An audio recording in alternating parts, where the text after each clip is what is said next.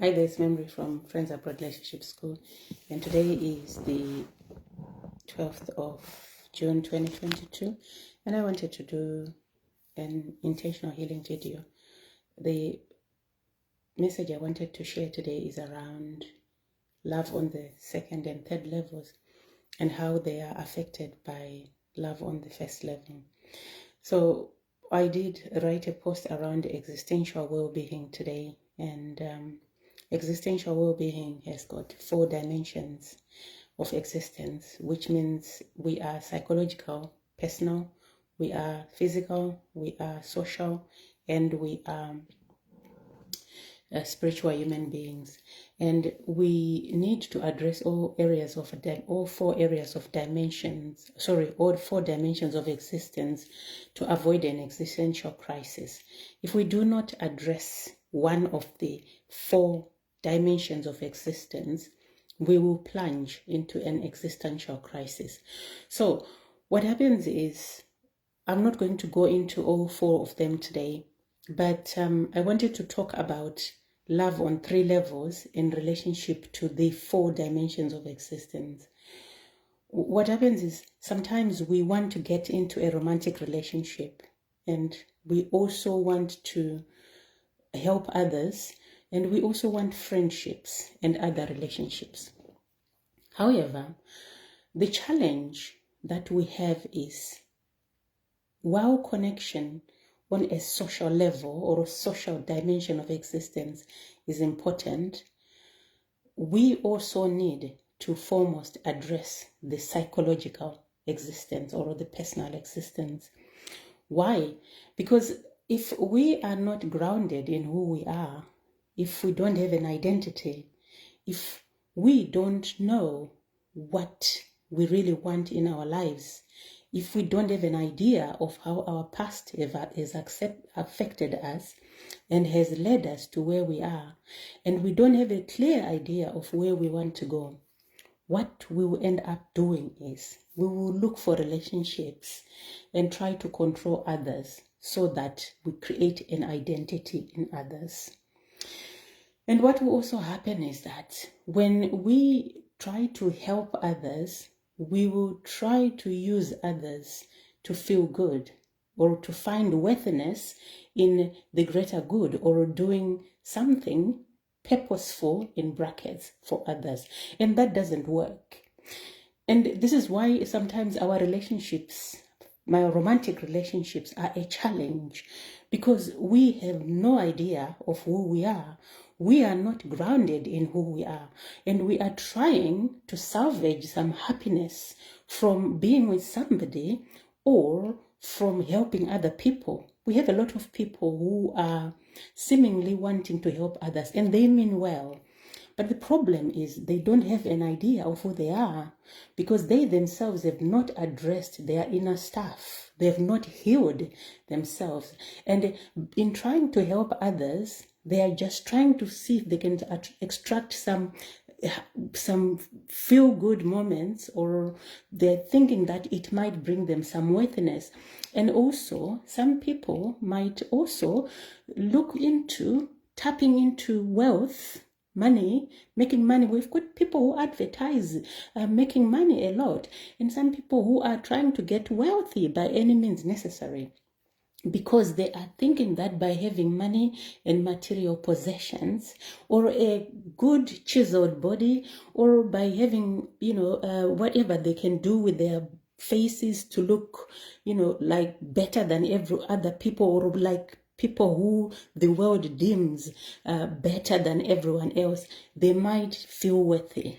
But it doesn't work, because what happens is, worthiness is actually a given. We are all worthy. And when we are trying to extract it in any other way, it means we have no sense of who we are, and we are lacking an identity. And that all comes from trauma and conditioning. So it is important that we heal our inner stuff, we heal our psychological existence, we address our traumas, and then we can tap into our relationships, look for a romantic relationship, a friendship, have our children, because we actually sometimes have children and we want to feel a sense of worthiness by having children or with our children and their achievements and things like that. So it's important that we recognize that. And what I'm trying to say here is there's nothing wrong with having any of those things, but we need to be mindful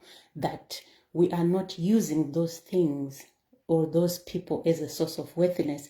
And the other part that I had not mentioned is that unless, again, we have a sense of who we are, we might also use spiritual practices to create an identity or a source of worthiness. But we are human, and to be human is to feel, and we need to tap in and feel those emotions, because that's what makes us human. And if we use spiritual practices without tuning into our emotions, it's called spiritual bypassing. If we use other people to help them so that we feel a sense of worthiness, it's called spiritual bypassing also, because we can use the guru bypass, or we can use the any bypass where we sort of feel like we are doing much better. Transcendence bypass, very, very important, and other forms of spiritual bypassing. So I just wanted to share this today. The next part of our healing session is around what you have done for yourself today. What did you do to address your healing? And also, how have you loved yourself with 5 love languages and 5 senses? Have you done your self-care today? Gratitude, meditation, affirmations, set an intention, laughter, self-hugs, cathartic shake.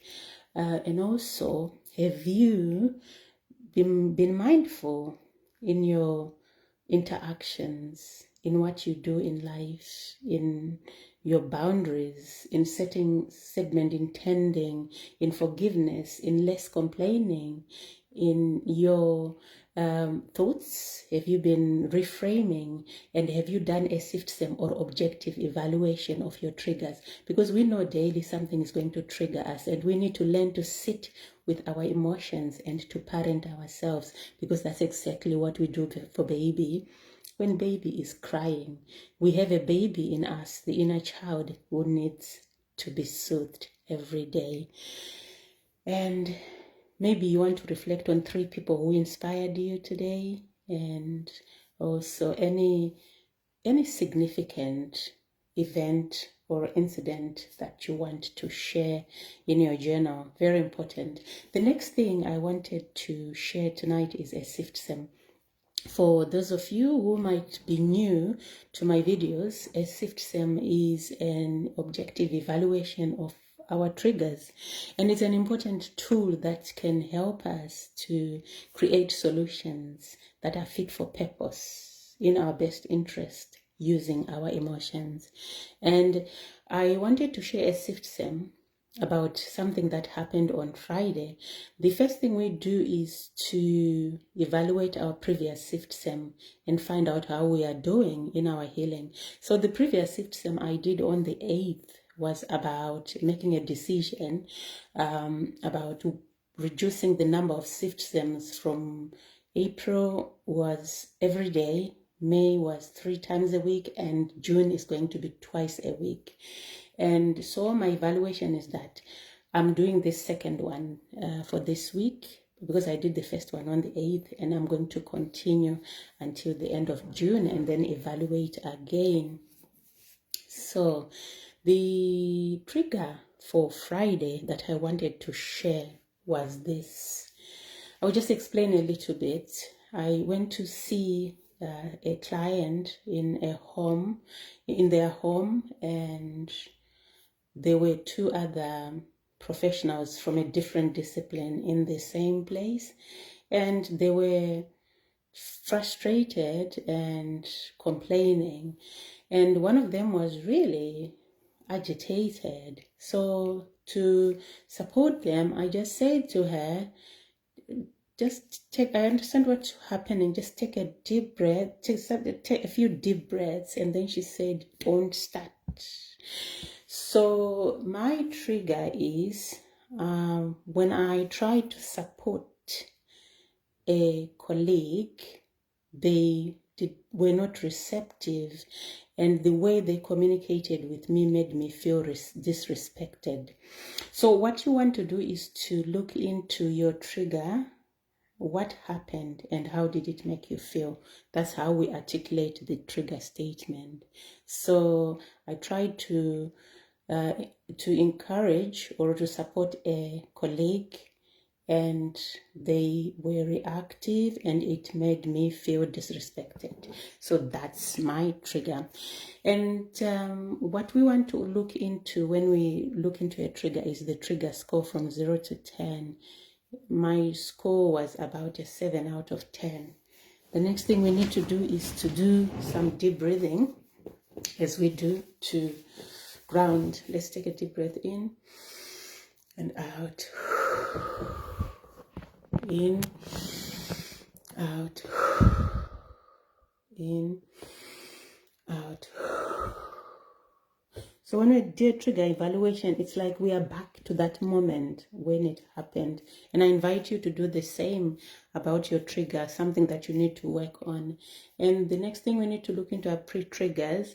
In the morning of that day, I had another incident, not with anybody, but it was my own trigger, where I noticed something and I felt invalidated when I noticed that thing. It had other people included, but they were not there, and it might not actually have been intentional. That was just me. And I parented that, but I will mention that as a pre-trigger just to help people who might want to know around pre-triggers. Self-care, I'm doing my self-care, and maybe you have not healed your trauma, or you have, or maybe you are tired. Like for me, sometimes when I'm tired, I feel triggered really easily. So look into things or factors that might exacerbate the impact of the trigger. Now we need to tune into the wisdom of the body and explore sensations. My feet are cold. I've got a bit of a sore tummy, not gut-wrenching, but my chest heaved in that moment. Yes, it heaved, and my chest was a bit sore, and my shoulders were tense, and I felt redness, a heat in my face. So the idea is to parent yourself whilst you do this exercise. Anywhere where you feel tension, try to massage yourself and do the same as mother would do for a child in their care. And the next thing we want to look into our images. I could see this person walking out, exasperated, and me trying to follow them outside, and feeling upset, feeling sad, feeling disappointed, feeling unhappy. Well, sad, unhappy, and disappointed and disrespected. And that was me. And then thoughts. What did I do? I'm only trying to help. Why would someone respond to me like that? That is not very professional. I think we need to talk outside, because it's not right to talk in front of a client in this manner. So these were the thoughts that were going through my head. So I also invite you to look into the thoughts going through your head around this situation. And why did I feel disrespected that this person had responded in a non-receptive way to my suggestion to breathe? I guess I felt that it was unprofessional more than anything else, and that it was uncalled for. That's what I viewed my why as in that moment. It was uncalled for and it was unprofessional because it was in front of a client.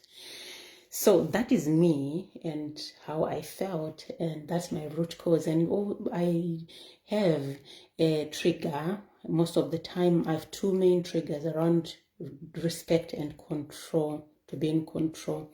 So that was my major one in that moment. And now what we need to do is to parent ourselves around whatever we are going through. I invite you also to look into your own trigger and your why, and then to parent yourself.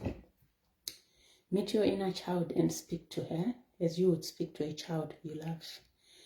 I love you so much, memory, and I know that you might be feeling disrespected and you might feel like you did your best and someone did not accept your recommendation, and it's okay. This person might be feeling what they are feeling, and although doesn't feel right that they reacted the way they did, but you don't know where they are coming from. People are carrying so much weight around them. I would like to let you know that I love you so much, and it's no reflection on you how they reacted. And it is important that you remain grounded and know that I'm here for you, and I love you, and I care for you, and I respect you so much. And it doesn't matter when someone feels like they do not respect you. It's no reflection on your worthiness, and it's no reflection on your character. And it is important that you can talk to them and you also let it go. Maybe be curious and find out what they are going through in this moment, because it's important that we understand where other people are coming from. I love you so much, and I'm going to have a word with this person before we leave here, and I'm going to do my best to protect you and also to respect you and to make you feel heard. You take care now, and I'll see you soon. So that's the conversation I had with my inner child in that short period of time. And reframes. What other thoughts are there? This person might be tired. This person might be struggling. This person might have been working all morning and it was taking its toll on them. Maybe they've got other pressures. We don't know. There's no need to accept the way that they spoke at the same time. There's also no need to respond in the same way that they responded. But the conversation can be had to address the situation. And then standing in their shoes, maybe they would say that they were feeling exhausted, exasperated, and upset by this situation. And they didn't really mean to lash out at me. Okay. The next thing we need to do is to create solutions. So the first solution we create, short-term and long-term, is self-care.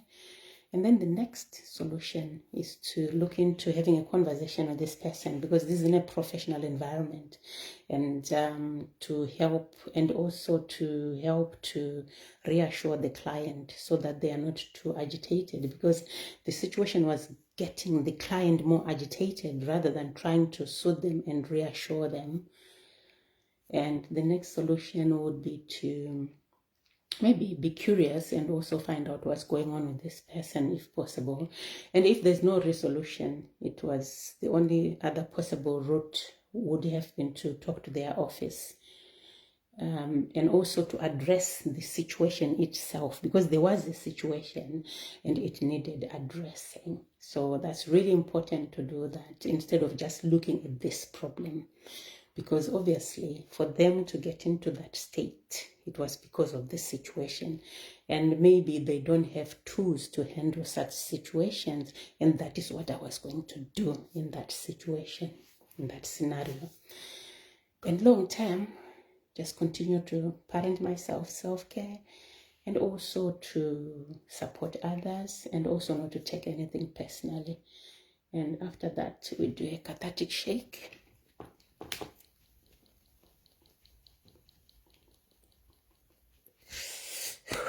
I love this.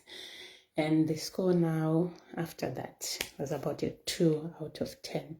And I'm going to evaluate this trigger in my next shift SEM, probably Tuesday or Wednesday. And it's going to be interesting because we resolved that situation within a period of 30 minutes to 1 hour. And it was really good, a good resolution. But for the sake of learning in this community, I'm going to leave the evaluation for the next season. And that is it. I hope you have also created solutions for your own situation. And this is something that you need to do on a daily basis, to tune into your emotions and to parent yourself and to create solutions. And once you have done that and you've evaluated your score, you can find another activity to do which can help you. Maybe you can do a cathartic shake, you can do catharsis, you can do exercise, maybe go for a run. That's really good for you. And you need to run recalling what has happened and what you are working through. And that can be very helpful, because running on its own can help you lose weight, can help you stay fit. But if you link it with emotional healing, it can actually help you to release emotions. If you are feeling your feelings and also releasing the endorphins during the running, very, very important. I hope that was helpful. And I hope you continue to work on the quality of your life before relationships. See you soon. Bye-bye.